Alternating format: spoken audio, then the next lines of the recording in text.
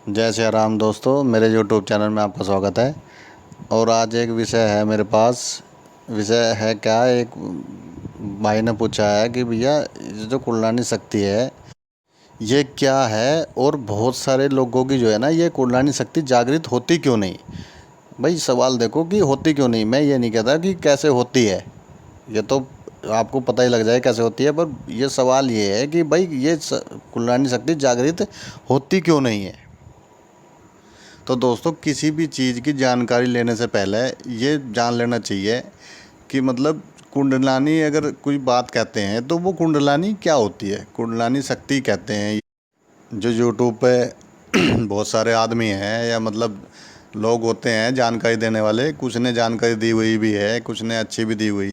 कुंडलानी शक्ति यानी जो हमारा पहला चक्र होता है, मूलाधार चक्र, उसे जागृत करने की जो शक्ति जागृत करने की अवस्था होती है उसे कुंडलानी शक्ति बोल देते हैं। वैसे तो इसे जो ये बताते हैं कि जो इसे जागृत करते हैं वैसे तो ये ख़तरनाक होती है, पर फिर भी जो है ना कुछ आदमी इस एक्सपीरियंस के लिए कि ये होती क्या है या कैसे काम करती है या क्या इसका काम है, इसे जागृत करने की कोशिश करते रहते हैं और उन पे होती नहीं है वो। तो वो किस कारण से होती है यही बताने वाला हूँ मैं। तो भाई जो चैनल पे नए हैं वो चैनल को सब्सक्राइब कर लो और बेल आइकन भी दबा लो। तो दोस्तों, ये शक्ति कुछ लोगों की जागृत क्यों नहीं होती, लोग क्या गलती करते हैं। कुंडलानी मतलब मूलाधार चक्र को जागृत करने वाली बात है। मूलाधार चक्र मतलब जो हमारी रीढ़ की हड्डी है उसका लास्ट पॉइंट, और अगर आप ऐसे देखें तो हमारा जो प्राइवेट पार्ट है ठीक उसके ऊपर से, ज़्यादा ऊपर नहीं, मतलब वही समझ लीजिए आप, वहाँ होती है कुंडलानी शक्ति।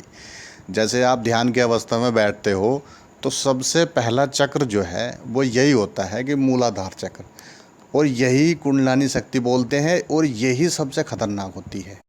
और ख़तरनाक क्यों है ये जान लो भाई। इसका मूलाधार का मतलब तो आप समझते ही हैं। मूलाधार का मतलब जो है सेक्स है, यानी काम वासना। भाई पहली बात तो यह है कि किसी की आदमी की जल्दी से कोई काम वासना अपनी समाप्त कर नहीं सकता, ठीक है। और किसी ने अपने इंद्रियों को रोक के और काम वासना अगर रोक के और कुंडलानी शक्ति जागृत कर ली तो उसके लिए ये खतरनाक ये होता है कि फिर जो है ना उससे उसका जो औरतों के प्रति जो वो है संभोगन वो ख़त्म हो जाता है, ठीक है। इतना उनका सेक्स की तरफ मन नहीं जाता बिल्कुल भी।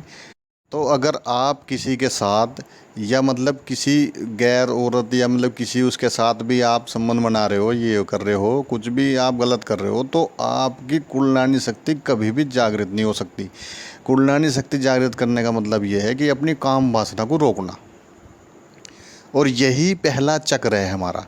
जो 7 चक्र जो हमारे जागृत कहते हैं कि सातों चक्र से क्या होता है, तो 7 चक्र का जो सबसे पहला चक्र यही है। अगर ये किसी ने जागृत कर लिया तो ऊपर के चक्र जो है ना जागृत करने में उसे समय लगना है, क्योंकि यही सबसे बड़ी समस्या है। यही सबसे पहला इसलिए दिया है। और इसके जो देवता हैं, जो कुंडलानी शक्ति के केंद्र के देवता हैं, ये यूट्यूब पे कोई नहीं बताएगा आपको। कुंडलानी शक्ति के जो देवता हैं वो शुरू शुरू में जो बोले जाते हैं वो श्री गणेश बोले जाते हैं। जो हमारे सातों चक्र होते हैं उन पे अपने अपने देवताओं का वास होता है। मतलब इनके जो देवता फिक्स किए हुए हैं प्रकृति ने, परमेश्वर ने, वही वो आपको बता रहा हूँ। जो पहले देवता हैं इसके कुंडलानी शक्ति के, उनके जो है ना श्री गणेश है, ठीक है। ऐसे ही 7 चक्र है, सातों पे है ना भगवान है। कहीं श्री हरि विष्णु है, तो कहीं शंकर जी हैं, तो कहीं ब्रह्मा जी हैं, तो कहीं आदि पराशक्ति है, तो कहीं मतलब स्वयं जो है ना ओम है या परमेश्वर है, जैसे भी आप समझो। मतलब इन सातों चक्रों के अपने अपने एक भगवान है। और जो लास्ट में जो है ना जो निकल जाते हैं सिर से ऊपर से, वो पर ब्रह्म है। जैसे आपने पिक्चरों में या टीवी सीरियल में या देखा होगा कि अपने जो है ना प्राण को आप धीरे से उठा के इन सातों चक्रों से ले जाते हुए सीधे ब्रह्मरंध्र से अगर आप बाहर निकाल दोगे तो आपका मोक्ष प्राप्त हो जाएगा, चाहे आपने भक्ति की हो या ना की हो। परंतु ऐसा जो है ना वैसा आदमी कर नहीं सकता, क्योंकि मन के अभाव में या इनके विचारों के अभाव में वो कर नहीं पाता। और जो इस चक्र को जागृत कर लेता है, मैं ये कह सकता हूँ कि उसका कभी भी मरने के बाद जो है ना वो प्रेत योनि को प्राप्त नहीं होता। वो यूँ समझ लो कि वो श्री गणेश के लोक में चला जाता है। ठीक है ना। इसका जो लोक है, जिस कुंडलानी शक्ति के जिस जिस चक्र को कोई जागृत कर लेगा वो उसी उसी लोक में जाएगा। अगर आपने 3 चक्र जागृत कर लिए हैं तो वो तीसरे लोक पर जिसका भी वास होगा मरने के बाद तो है ना, आप उसी उनके ही लोक में जाकर निवास करोगे। उन्हीं के ही आप प्राणी का हो जाओगे कि भाई उसके उस लोक में जो है ना वो आदमी गया। और अगर आप कोई सा भी चक्र जागृत नहीं करते हो तो आप मरने के बाद तुरंत प्रेत योनि को प्राप्त हो जाते हो, जब तक आपका दूसरा जन्म नहीं होता, जब तक आपकी वो उम्र पूरी नहीं होती। तो भाई इसका मेन कारण यही है कि अगर कोई आप गलत काम करते हो तो आप जो है ना कुंडलानी शक्ति को कभी भी जागृत नहीं कर सकते, बिल्कुल भी, किसी हालत में भी। तो जिन लोगों को भी कुंडलानी शक्ति जागृत करनी है उन्हें जो है ना सबसे पहले अपने अंदर जो है ना काम वासना को रोकना पड़ेगा, तब जाके कुंडलानी शक्ति करने का मतलब ये है कि आपको इस लोक से परे भी जो लोग हैं वे दिखने लगेंगे। आप ध्यान रखना, कुंडलानी शक्ति ऐसी नहीं होती। कुंडलानी शक्ति से मतलब आप इस लोक के तो आदमी को देखोगे ही, आप उन आदमी को भी देख सकोगे जो हम नहीं देख पाते हैं, जो और लोग नहीं देख पाते, उन आदमियों को भी आप सदर रूप से देख सकोगे कुंडलानी शक्ति जागृत होने के तुरंत बाद।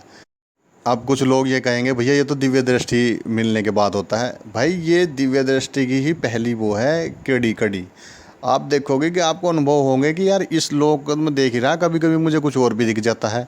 तो ये कुंडलानी ईड़ा पिंगला नाड़ी है, वो जिस टाइम चलनी आपको प्रारंभ हो जाएगी ना, आपके अंदर से वो जो ऐसे होते हैं ना, जो सांप होते हैं, जिस दिशा में वो चलते हैं दोनों आपस में हमेशा क्रॉस दिशा में चलते हैं। अगर एक इधर को चलेगा तो एक इधर को चलेगा। तो ऐसे ही कि वो ऊपर की ओर उठते रहते हैं, कभी नीचे आते हैं, कभी उठते रहते हैं, कभी नीचे आते रहते हैं। जब वो ईड़ा पिंगला नाड़ी इस तरह से करेगी ना, जब आपको वो दिखाई देगी तो आप खुद घबरा जाओगे कि ये हो क्या रहा। तो भाई ये योग तो बहुत ख़तरनाक है। आप लोग जो है ना इसमें ज़्यादा ध्यान ना दो तो ठीक ही है। मतलब ये है कि इसको ज़्यादा जागृत करने की कोशिश आप ना करो, क्योंकि आप जो है ना संसारिक उससे हट जाओगे। अगर आपको कुछ और करना है तो आप जो है ना 7वें चक्र मतलब आगे चक्र पे आप ध्यान लगा के और जो है ना उससे काम करो, क्योंकि वो ठीक है, इससे ठीक है, क्योंकि उससे जो है ना वैसी दृष्टि मिल जाती है। तो दोस्तों अगर आपके पास जो है ना कोई और एक्सपीरियंस हो या कोई और चीज़ हो जो आप बताना चाह रहे हो तो आप मेरे को कमेंट में लिख सकते हो, और जो है ना मैं उस पर ध्यान दूंगा, उस पर देखूँगा मैं कि ये चीज़ आपने कितनी अच्छी कही है या जो भी है। तो मैं आपका जो है ना उसको अगली वीडियो में दोहराने की कोशिश करूँगा, क्योंकि कुछ जानकारी नहीं होती हर किसी को भी, और किसी चीज़ को आपको पता होगा कि किसी को ज़्यादा नॉलेज होती है उस चीज़ के बारे में। तो अगर आपको कुछ नॉलेज है या आप बताना चाहते हो तो मुझे ना कमेंट बॉक्स में ज़रूर लिखें कि आपको क्या एक्सपीरियंस है या ऐसा आपको हुआ है या नहीं हुआ है। तो धन्यवाद। मेरे चैनल को सब्सक्राइब करें और जो है ना ज़्यादा से ज़्यादा लोगों पे शेयर करो। जय श्री राम।